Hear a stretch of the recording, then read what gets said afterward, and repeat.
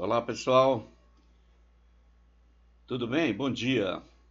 Olha só, hoje nós vamos fazer uma abordagem técnica sobre o comportamento do filtro capacitivo.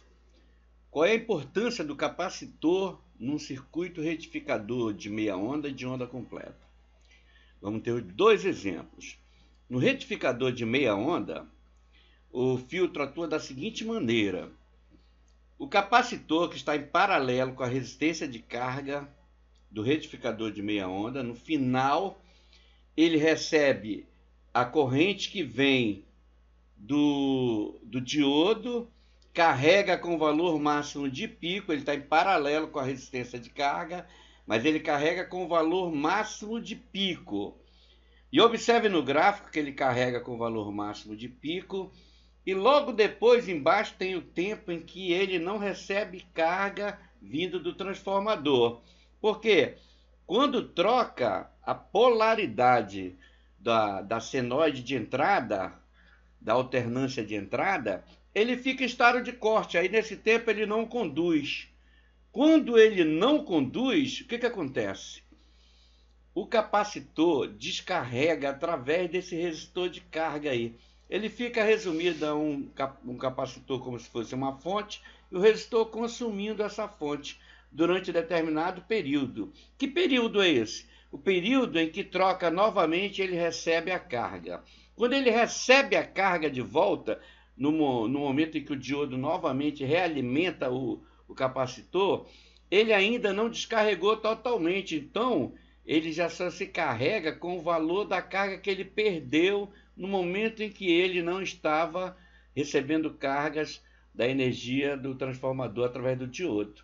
Então o sinal fica com esse tipo de formação aí, com um tempo de descarga dele que é bem longo durante o período de não condução, e esse tempo de descarga gera no sinal filtrado pelo capacitor uma tensão contínua com muitas ondulações. Essas ondulações são chamadas de ripple, fator de ondulação. E elas dependem exatamente da capacidade do capacitor.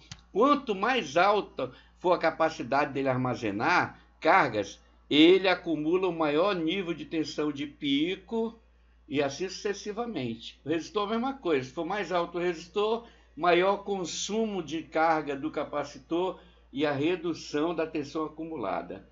É uma proposta. Esse detalhe da descarga que vem em cima, você observa que transforma a tensão contínua pulsativa, né?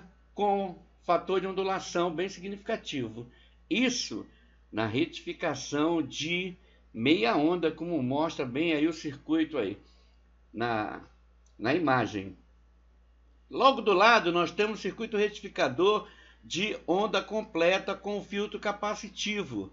Mas aí vem a pergunta: qual é a diferença, professor? Ora, num retificador de onda completa não existe período de não condução dos diodos. Tem sempre o diodo conduzindo, ou outro diodo conduzindo, ou se for em ponte, dois diodos conduzindo, sempre uma ou outra alternância. Ou seja, eu mantenho o limite do capacitor sempre carregado no valor máximo de pico, e com isso eu posso afirmar para vocês que o fator de ondulação é mínimo, porque ele praticamente se carrega e mantém o nível quando há a troca de polaridade do sinal aplicado na entrada. Então veja bem, no retificador de meia onda, o fator de ondulação é muito maior que no retificador de onda completa. Ou seja, eu tenho mais nível de tensão contínua no retificador de onda completa com filtro capacitivo. Beleza? Ficou entendido isso aí? Então fica aí a pergunta: e o que é fator de ondulação? Na próxima aula nós vamos fazer uma análise do que é fator de ondulação, como se calcula o fator de ondulação e a tensão de saída nos retificadores de onda completa. Isso já é um outro assunto. Ok, galera? Um abraço para vocês aí. Boa aula. Vamos estudar, hein, gente? Um beijo.